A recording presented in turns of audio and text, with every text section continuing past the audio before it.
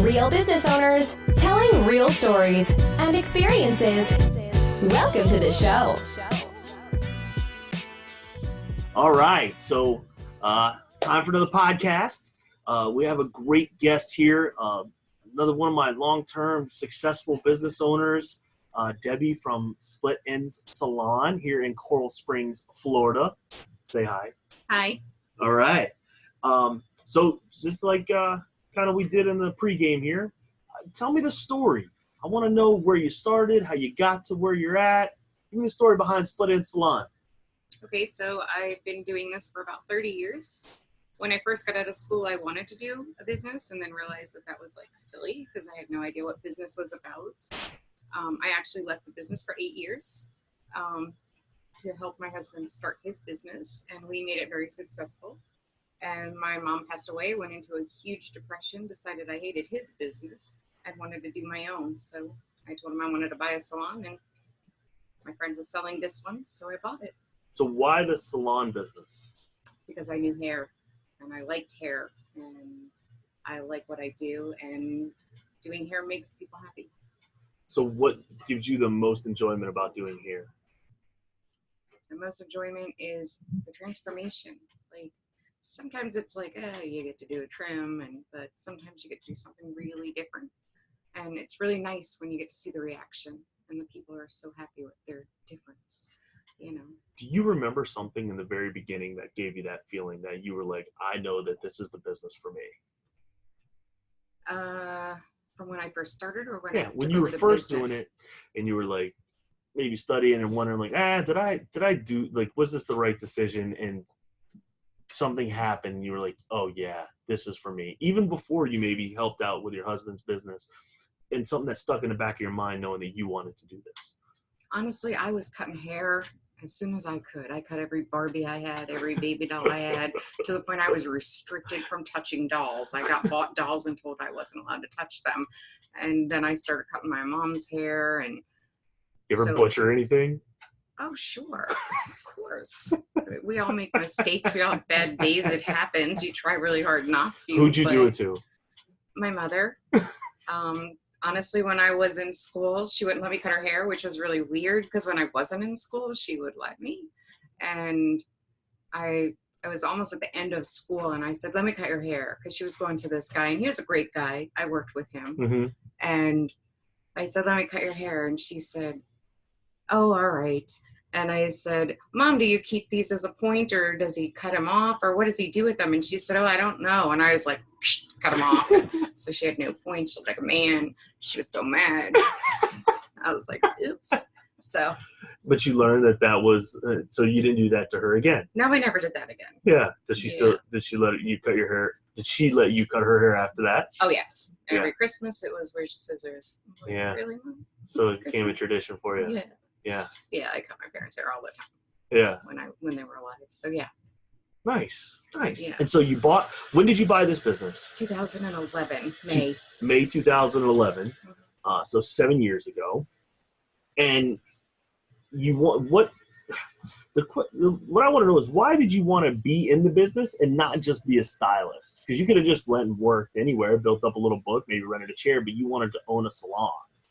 I think for me, owning a salon it's not just about owning it. It's about, you're not only changing the lives of the people you touch with hair cutting and that kind of thing, but the people who you employ. So I know that I care, and I worked in corporation. I worked on my own. I worked doing makeup. I did it all. I did all the editorial work. I did TV work. I did all of it first. And to be honest with you, I could work under a boss, no problem. And sometimes, yes, I do think, God, why did I do this? I could have been, just a stylist and go on vacation every other week. And I don't get to do that as an owner. So, because I feel bad leaving my business. But I do it for the girls that are here, and I keep doing it for them, because if the door is closed, then all my girls are out of work. Yeah. And all my stylists, I shouldn't say girls. I do have, but it puts them out of work. And so I think that you need to generally care about everybody, not just the staff, not just the customers, not just the money coming through the door. The money will come if you know what you're doing. Yeah. And it doesn't always take, millions of dollars to get them through the door. Where did You that can't just philosophy sit there and expect the phone to ring, but it's What it's people do. work. Where did that philosophy come from in your life? Because, we hear it sometimes and it seems like a real cool thing to do, but I've known you for years. I know that you genuinely put the effort into your staff, right? Because you have a guy that works here, into the staff, into the stylist, into the facility, into all this stuff. Where did that philosophy come from for you?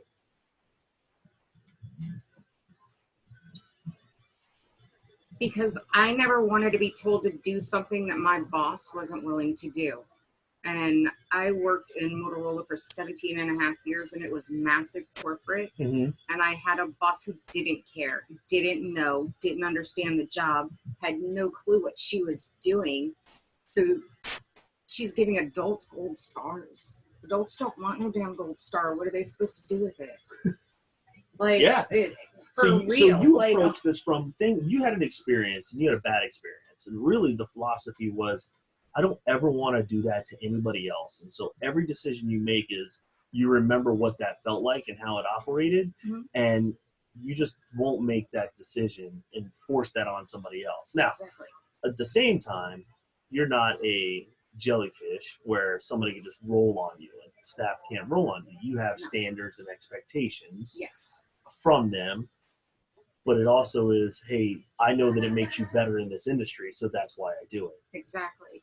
And as of recent, I actually took a business salon accelerator course to learn, what am I doing wrong? What is my staff doing wrong? What are we doing wrong as a business from a business standpoint? And I learned a lot.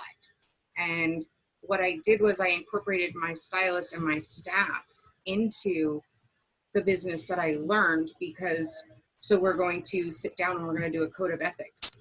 And with everything in that code of ethics is going to be, this is the penalty for not following these rules, but you guys help make them. So you know the rules. So if you don't follow them, you know the penalty. So I'm not the bad guy all the time.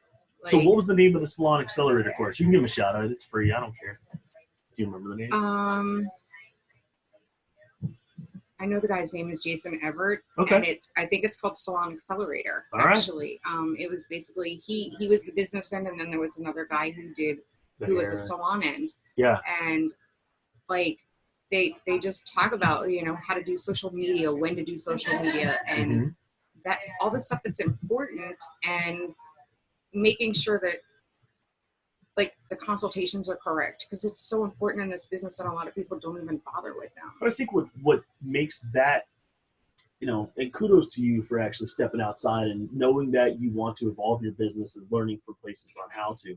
But I think for you and to the people listening, that drives from your initial mentality of, I know what I didn't want and I know what I want for the community to have from here.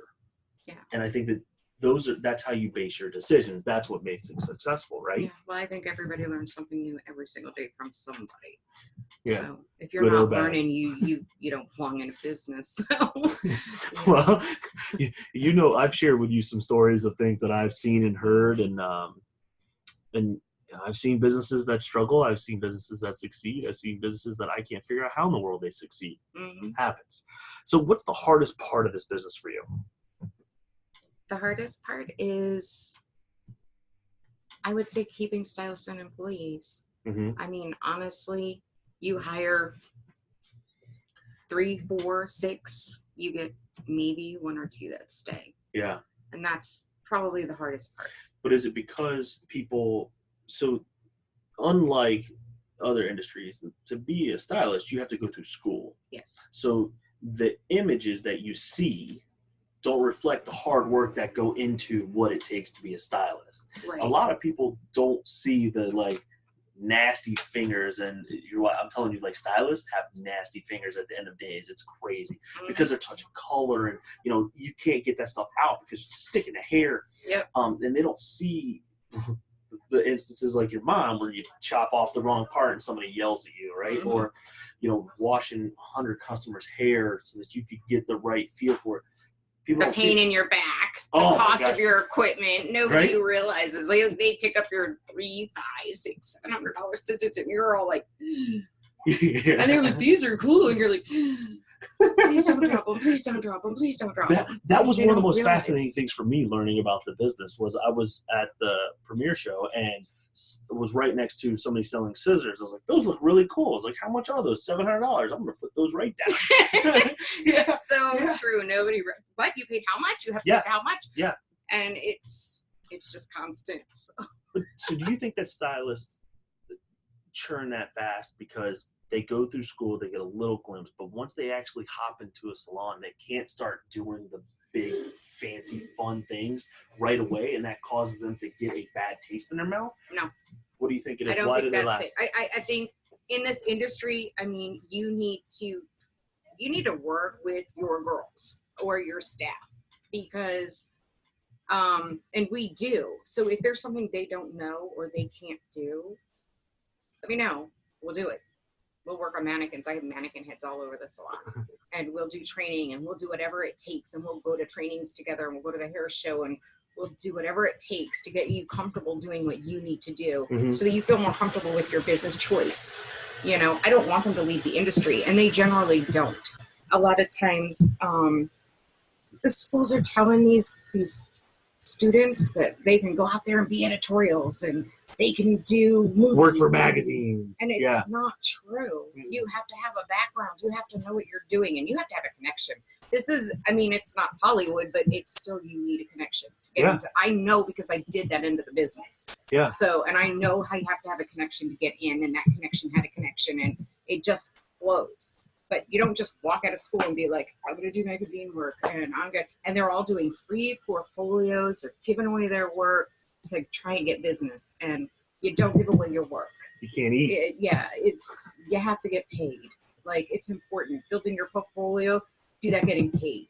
Yeah. You don't do it. And you for could do that portfolio. in the neighborhood salon and Absolutely. things like that because you don't have a book. Because when, people are going to learn a lot about the salon industry listening to this because they don't understand that there's really two different business models. You can rent a chair, right, and go out on your own, and you have to build your own book, which means you're out there grinding, handing out business cards in parking lots, things like that.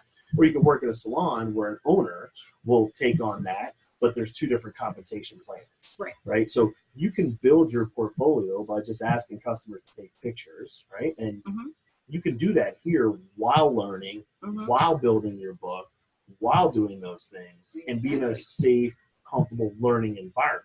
And you want to give your business away for free, this is what you do, okay? Yeah. So you do their hair, and then you'd be, hey, let me touch up your makeup. Mind if I take some pictures? Boom, you're doing it. You're doing the makeup for free, but you're still doing their hair, and you're still getting paid. Yeah. So it doesn't make sense to give away your work. That's So just you think me. that So I think a lot of the reason, like, staff moves, this is Florida, we have a lot of people that come and go.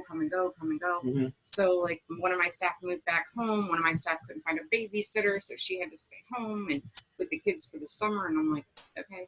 And, what are you going to do? And then a lot of times, like, you build them, you give them everything. Some people don't remember what you did for them. And I That's don't the mean to nasty be side of the mean. business. I don't mean Yeah. to be mean, but it's the truth. They don't remember what you did. They remember, what did you do for me lately? And they go, oh, I'm busy. And they get this big, head, and they go, oh, I could do this on my own. Okay. It is what it is. And to be honest with you, if one of my girls came to me or one of my staff came to me and said, you know what, I'd really like to break out on my own. I'd like to start my own thing. I would help them to do that because you shouldn't be competing with anybody but yourself. Right. Every day, that's the way it is, and that's what it should be. Compete with yourself and nobody else. So what's the second hardest part about the business, other than staff? Because it's, and salon a little different, but the second hardest part about this business, other than the staff, what's something that's out there? I guess I would have to say second hardest part is making sure the customers are coming through the door. Yeah. Like, without the customers, we don't have a business. So we need to appreciate every single person that walks through our door. And you don't argue with them. You don't fight with them. I don't care what they say. Yeah. And if you're mad at them and they do something wrong, go outside and yell at the bush. Come yell at me. Never take it to the client. I don't care how bad it is. So I want to walk you through and role play a little bit here because that's an interesting statement coming from you're in the beautification business, okay? Right? Like at the shows, and when I was teaching, I was talking about, hey, let's make everyone beautiful again, because that's really what the salon business is about. Yep. Okay. Where's the line on what a customer wants and what they need in this business? Because, customers in this aren't generally right. You understand, the stylists understand face shape, hair length, layers, color.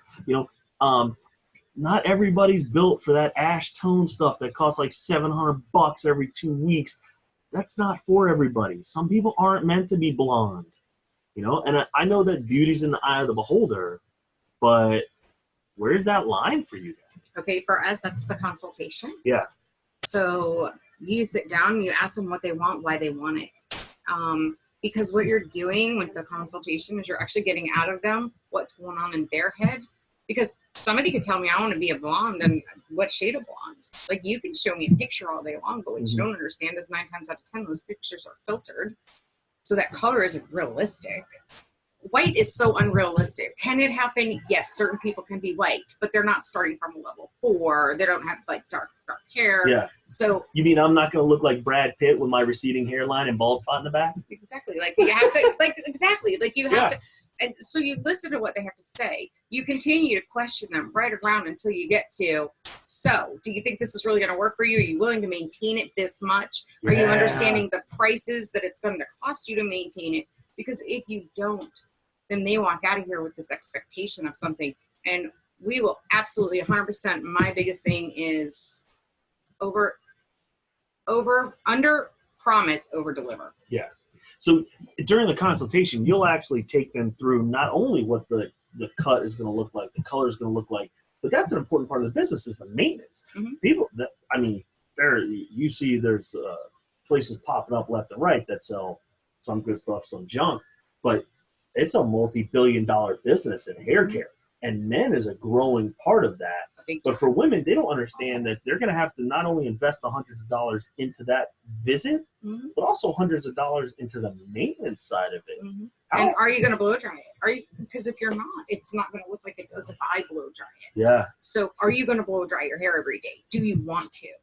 Like, some people be like, oh, I put my hair in a ponytail all day, but I want you to cut it to here. You do know you're never going to be able to ponytail that again. Is that going to bother you with your hair hanging in your face? Or are you going to be able to barrette it up every day? What do you need me to do? Like, what's your work cost? And people don't ask the right questions. So what percentage of time do you spend on the consultation versus the actual, because this fits right into the customer expectation part of it.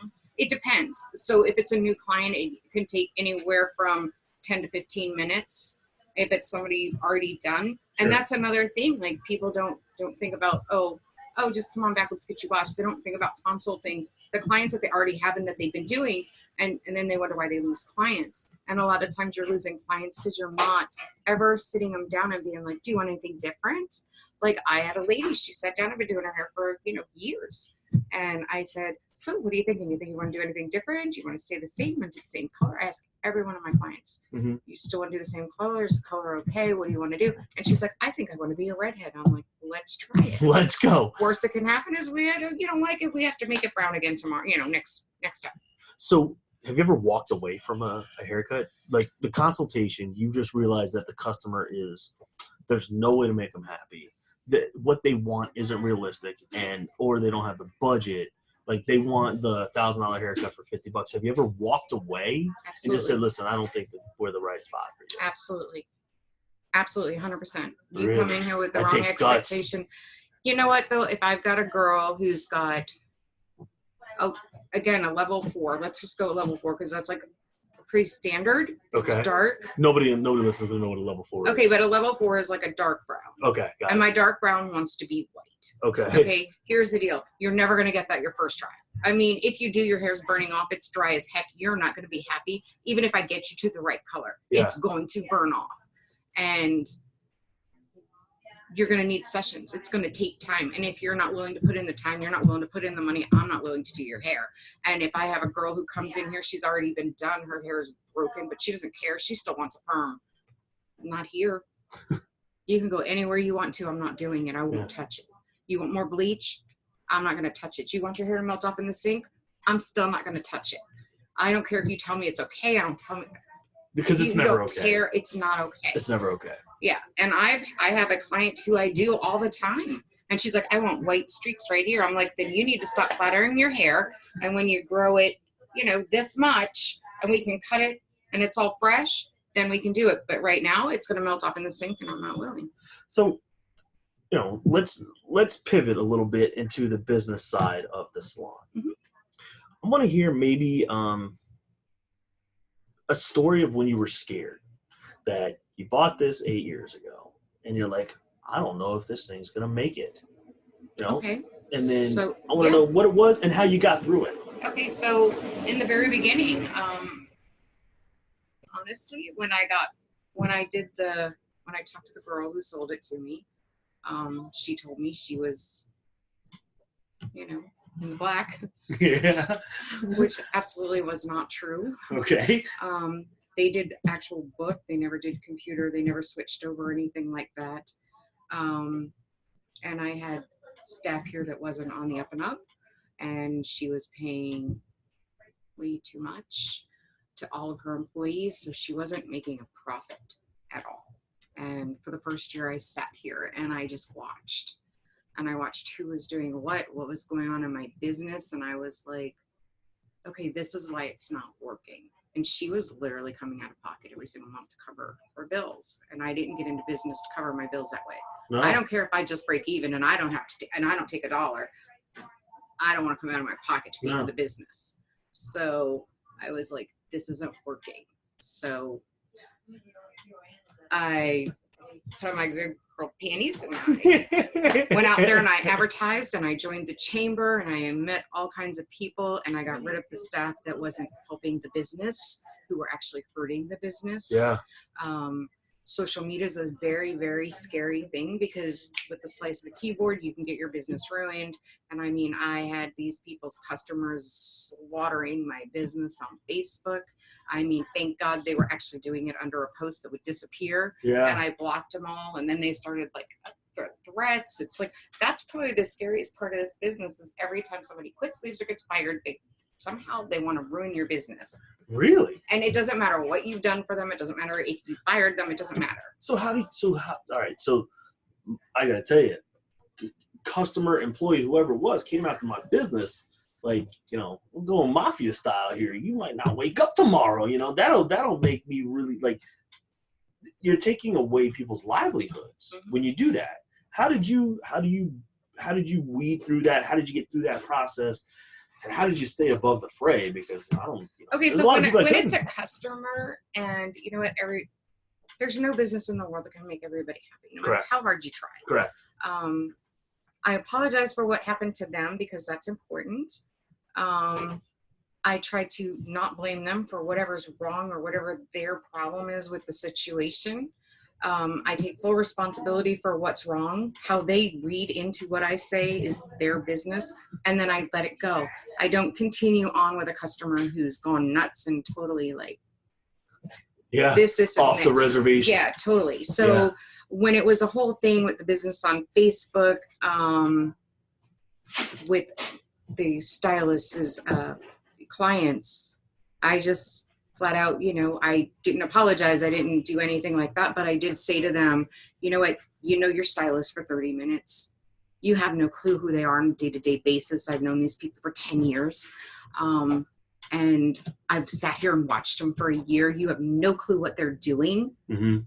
And shame on you, and it's important. And then you had to reset the business. Yeah. And then I reset. Well, so if you're firing staff, things like that, you had to reset. Oh yeah. I was pretty much told that, you're never going to survive without them. And what I found, what I realized in that year of watching what was going on is they were actually hindering every other stylist in here. And those stylists weren't making money and they weren't happy. And when they're not happy, you're going to lose those people. So you can't do that. So that kind of leads into what I was going to ask you is what's something in the beginning you were worried about that now you're like, oh my gosh, I can't believe I worried about that. Money flow. I mean, honestly, isn't that everybody's biggest thing? Is, are the clients going to come in? Are you going to have enough money to pay the bills at the end of the year? Or my biggest fear will always be, can my staff get paid? So as long as I have the money in the bank to pay the staff, I'm good. Yeah, Everything else is secondary. So I would say scariest thing is, in the beginning you were worried about like, oh crap. Yeah, Staff getting the get clients paid. in the door. What if somebody does a walkout? What if, because that happens in this business. Business is big for that. What is a walkout? A walkout is when all the stylists get together behind your back and they all leave at the same time. At the same shot. And then you're stuck with your high rent and your high bills and no stylist. And no stylist. And yeah, what so do you do? Well, because you've never had that happen here. Never. I try really hard not to make anybody that upset. Yeah. So I want my girls to be a part. My staff is to be a part of my business. So it's interesting. It's interesting because the salon business is different than all the other businesses I represent because of the fact that you're all artists. Yeah. If like I have restaurant owners that were chefs and they're artists, but they hire great front of house people to operate those things. And servers aren't stylists; they're service people. They're customer facing. They love people and they happen to serve. But stylists are artists, and you never know what's going to trigger them. You have no idea. It could be that they had a bad flight the day before, their boyfriend broke up with them. Something happened, and all of a sudden they walk in the salon. That artistic tick happens. Mm-hmm. And it just, you never know. No. So how do you deal with that? It is what it is. Yeah, you just keep going. Because you know what? For every stylist that's here, there's 150 looking for a job.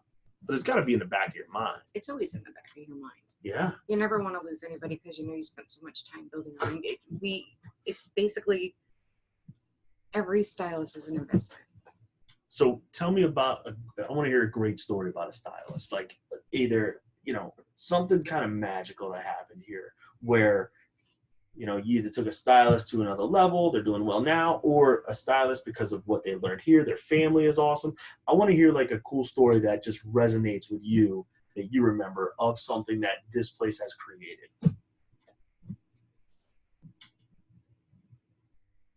Okay, well, honestly, I would have to say it's Gabby. Is Gabby here? I don't know where she went. Oh, okay. Oh, she's in the front. Okay. So Gabby is amazing, and she's always been very confident about what she does as a stylist, and she's always been amazing with color and that kind of thing. So in that reality, we didn't really teach her that. She got all that in school. She went to Aveda. She's like this, but that poor girl came in here for her interview, and she sat down, and I was like, Fruit Loop. And so the fact that she even took the job is amazing because so my husband got in a car accident. He's calling. I'm not answering because I'm in an interview. He's calling and calling and calling. And I finally pick up the phone and I'm like, I'm in an interview. And he's like, I got a car accident and I need this. And I made her walk to the car with me, go get my insurance so I could give it to him as we continued to talk. And the craziest interview ever. Craziest interview ever on the planet. And and then it just she just became like so like right hand, like she was right there. She was organizing things. She does all the things that I don't. Like if I can't organize it, she's got it. And I'm like just a total, for instance, this morning somebody called and they're like, I'm with so-and-so, I want to see you. And I said, you need to hold on. Okay, I need this. And she's like, Debbie, is this a sales call? And I'm like, yeah. And she's like, okay, click. And I'm like, she's like, they'll call back or they won't. Yeah. And I'm like, okay. And she's like, see this? Throw it away. You don't need it. Yeah. I'm like, she throws it away, I won't throw it away. So you guys have become like Bert and Ernie. Yeah. Right? You guys work well together. Yeah. She and it started because you were like, oh my gosh. And then she's able to put up with me through that. Yep. And she was my assistant. Why did you hire her? She was my assistant first. Okay. She was assisting and reception. So that was great. And she was very organized and that was really good.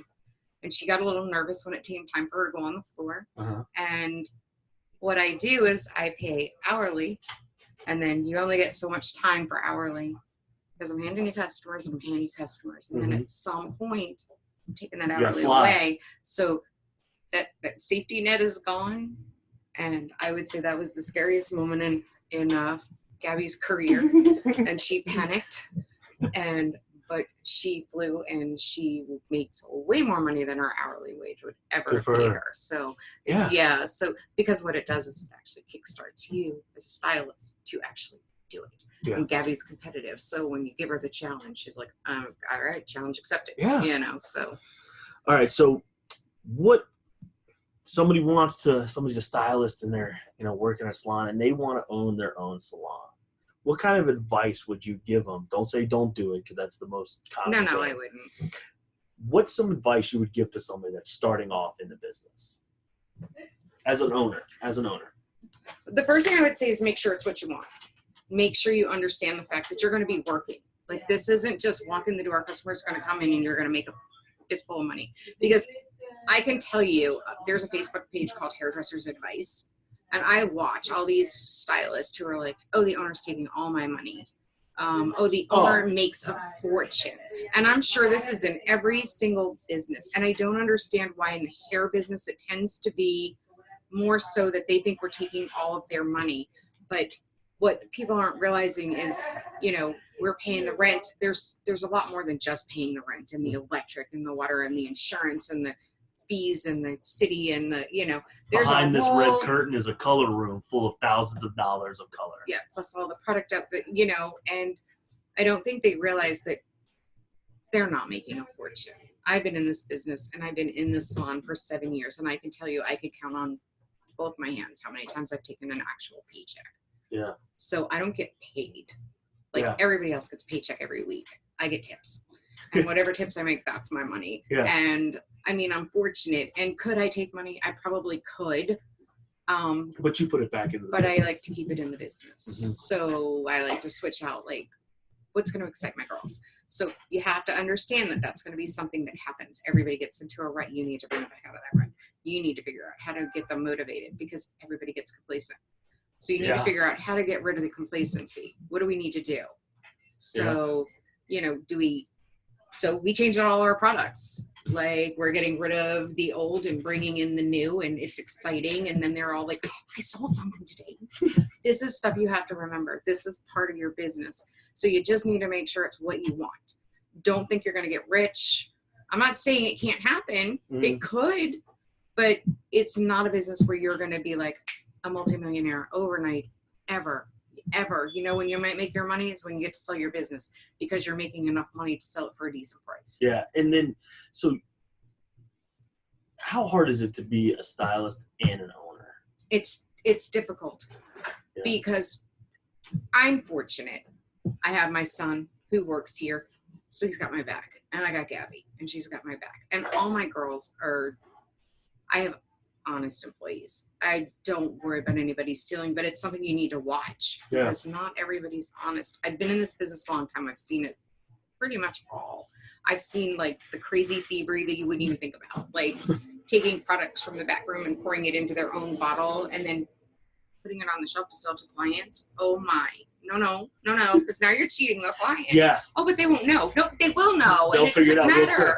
What is wrong with you? You don't do that. But anyway, so there's you have to have ears and you have to have eyes and you have to see what's going on. Because if you're not paying attention, and when you're doing your clients, how much are you paying attention? Yeah. So I honestly only do my clients. I try really hard not to take walk-ins from my girls or my staff. I give it to them. Mm-hmm. And because I don't want to stand behind my chair 100%, because I need to know what's going on. And you got to listen.